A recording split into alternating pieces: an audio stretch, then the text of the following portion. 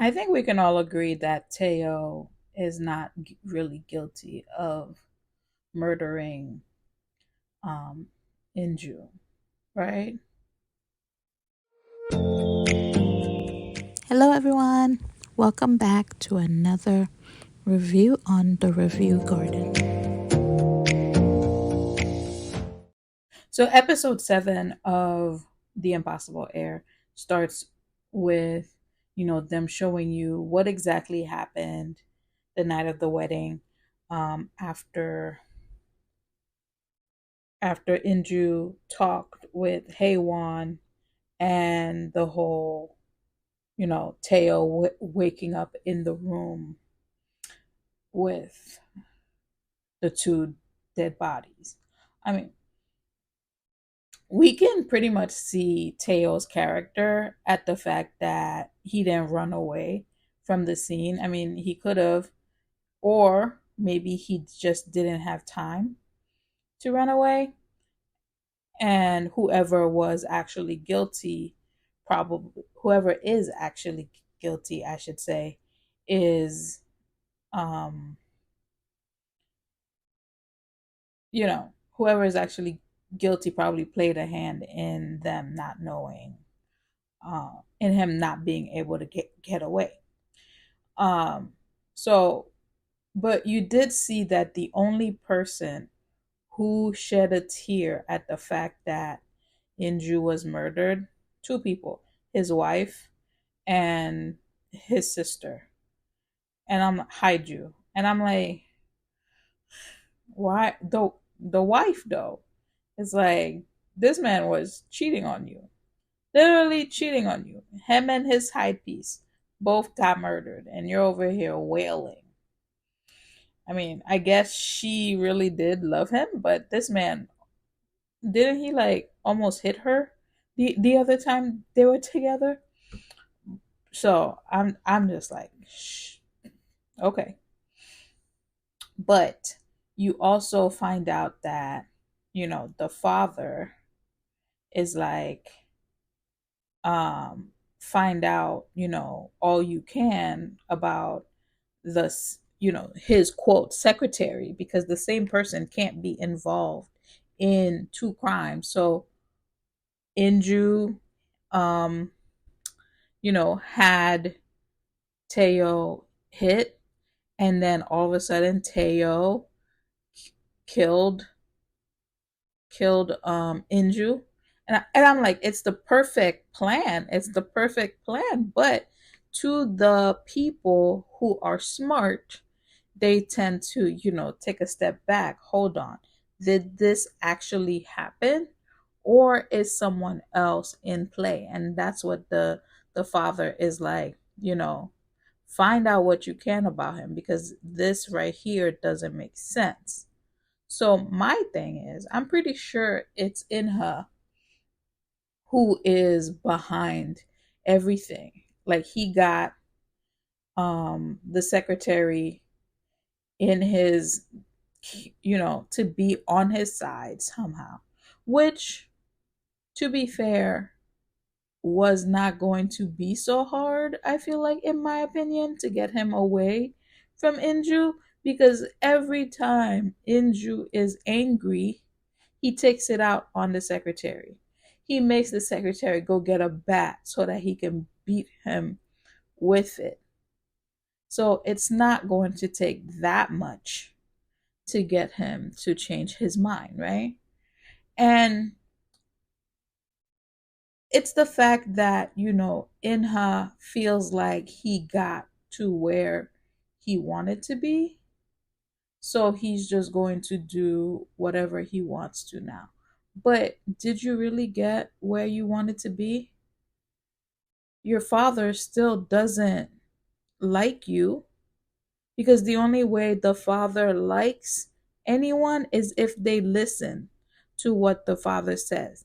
Anyone who goes outside of what the father wants, the father doesn't give, like, he doesn't like you. Like, just because you're his son doesn't mean anything, right?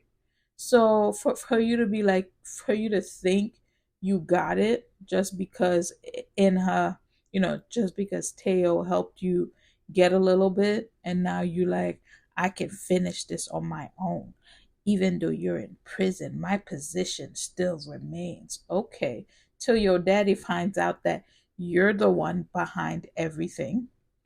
And then we'll see who whose position still remains. And I also have a feeling that Teo figured out that it's in her, that it's probably in her that is behind him being in jail right now. So who knows?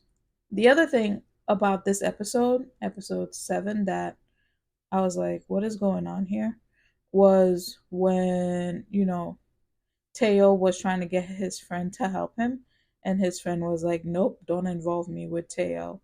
And I'm like, "What are you doing? I thought you were his friend. You the one who was helping him the previous episodes. Why all of a sudden you're like telling him like, no, he has to threaten you in order for you to help him? It just doesn't make sense. Like, what happened? Is it because, he's afraid? He's afraid of what the other people are gonna do? Like, it's weird. So it is true. Inha did know um Linju's secretary. So while, Teo was working to help him get into his family, get into his father's company, and doing all these things the past 10 years, Inha must have been working in the background, coming up with a way to screw up Teo eventually, right? And I'm like, this is what I'm like, you really believed that, they were friends or whatever? Because I'm like, with the whole Teo thing, I'm like, why are you telling him I'm working only for you when like y'all weren't even friends to begin with, ever since the beginning he didn't like you, and all of a sudden you're like, I'm working for you. And even when you said you liked this girl, he went after the girl, and you still believe like this man is your friend and that he believes in you. Like, this man has been working in the background, because if you telling me that Inju's secretary his was his little lapdog too, then actually, you know what? You deserved the beatings you got. I no longer feel sorry for you, because regardless, you so that means that it wasn't really Inju who was behind him getting hit. It was actually Inha. Shocker. So it seems like, Inha did manage to get rid of Teo. So Teo is now, he was found guilty, and he basically received the death sentence for the murder of, you know, Inju. So now it begs the question: how is Teo going to get out of prison? Because he will. They wouldn't just leave him in prison because he's the main character. But now that they moved him to another location, is he going to meet up with his father? Well, stepfather, right? Yeah, is he going to meet up with his stepfather so that, the stepfather's probably gonna get revenge on him? We'll have to find out. Haiwan's storyline is weird to me, because the whole reason she wanted, like, she was even in all of this is because she wanted to be with Inha.